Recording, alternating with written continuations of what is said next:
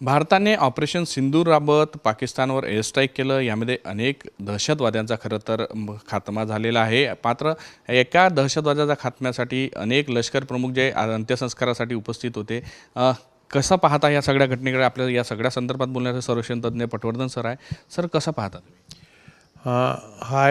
ही एक डायकोटॉमी आहे. डायकोटॉमी म्हणजे कसं की तो बहुतेक करून हिजबुल मुजाहिदीनचा किंवा लष्कर-ए तैयबाचा एक मोठा अधिकारी होता, पण पाकिस्तान ऑक्युपाईड काश्मीरमधला तो एक प्रतिष्ठित माणूस होता.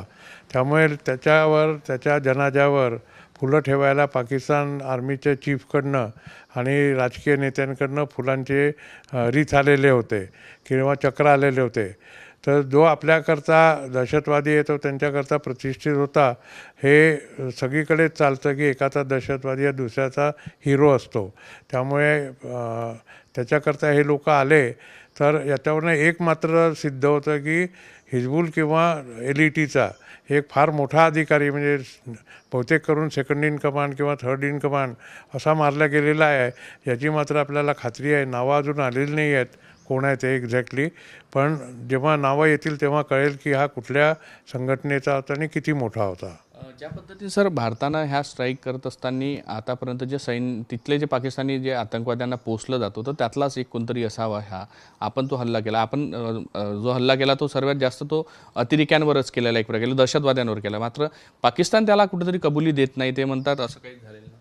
हो, पाकिस्तान कबुली देणारच नाही, कारण ते म्हणतात की भारतावर आक्रमण करणारे किंवा भारतामध्ये घटना घडवणारे जे आहेत ते भारतातले स्वातंत्र्य सैनिक आहे. त्यांचं म्हणणं आहे की जी आपल्याकडे जो काश्मीर आहे तो आपण जसं पाकिस्तान ऑक्युपाईड काश्मीर म्हणतो तसं त्यांच्याकडे ते इंडियन ऑक्युपाईड काश्मीर असं म्हणतात.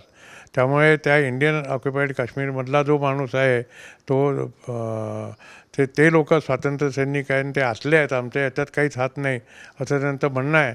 पण आपण हे सिद्ध करून दिलेलं आहे, कारण पहलगामच्या अटॅकमध्ये मुसा हा SAGचा माणूस होता हे पुराव्याद्वारे भारताने सिद्ध केलेलं आहे. आंतरराष्ट्रीय स्तरावर जी कारवाई झाली, त्याला जे उत्तर दिलं त्याचं खरं तर सराहना झालेली आहे. प्रत्येकाने पाठिंबा देत असं म्हटलं की चांगली कारवाई झाली. सुंदर कारवाई झालेली आहे आणि रिस्ट्रेंट दाखवला आहे. म्हणजे आपण खूप संयम दाखवलेला आहे. कुठेही आपण बाहेर सिव्हिल एरियामध्ये हल्ला केलेला नाही आहे. पाकिस्तान मात्र अशा वेळेला सिव्हिल एरियावर आता हल्ला करण्यामध्ये उतारू झालेला आहे. जे त्यांनी पुंछ एरियामध्ये सिव्हिल गावावर हल्ला करून 20 माणसाच्या वर मारली आणि जवळपास 30च्या वर जखमी झालेले आहेत. ते आर्टरी शेलमुळे झालेले आहेत. आजपर्यंत पाकिस्तानने असं कधी केलेलं नव्हतं.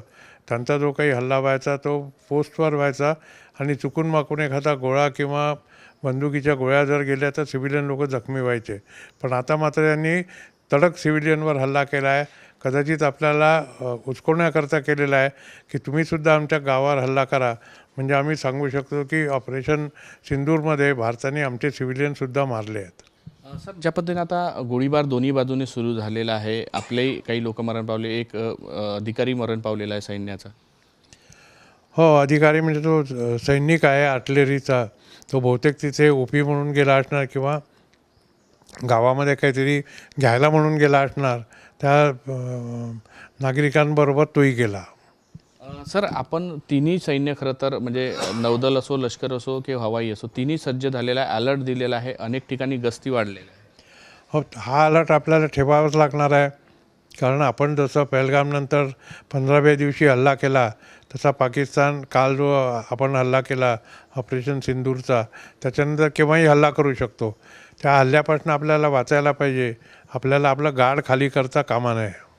सर, काय वाटतं, ऑपरेशन 2.0 सुद्धा राबवलं जावं असं भारतीयांची एक प्रकारे सध्या अपेक्षा आहे, चर्चा आहे. एकदाचा विषय संपवा अशी हे तर परराष्ट्र सचिवांनी कालच्या ब्रीफिंगमध्ये सांगितलं की हे ऑपरेशन अजून संपलेलं नाही आहे. आजचं ऑपरेशन आम्ही सस्पेंड केलेलं आहे, कारण आमचं जे ध्येय होतं ते हासिल झालेलं आहे. आम्ही दहशतवादाची मुळं तोडलेली आहेत. पण जर पाकिस्तानने याला काही रिटॅलिएशन केलं तर मग ऑपरेशन 2सुद्धा सुरू व्हायची शक्यता आहे, कारण हे ऑपरेशन पुढे चालू शकतं असं त्यांनी म्हटलं. ऑपरेशन सिंदूर 2 हे मी दिलेलं नाव आहे, त्यांनी नाही सांगितलं असं. सर, ज्या पद्धतीनं असं बोललं जातं की इतर देशांचा आपल्याला पाठिंबा मिळालेला आहे, रिटॅलिएशन जो आहे ते पाकिस्ताननी करू नये असा सल्ला पाकिस्तानला दिला जातो. बरोबर आहे. हा सल्ला अमेरिकेच्या राष्ट्रपतींनी दिला आहे, रशियाच्या राष्ट्रपतींनी दिलेला आहे, चीननी दोघांनाही दिलेला आहे. त्याच्यामुळे संयुक्त राष्ट्रसंघाचे जे सचिव आहेत त्यांनी पण दिलेला आहे.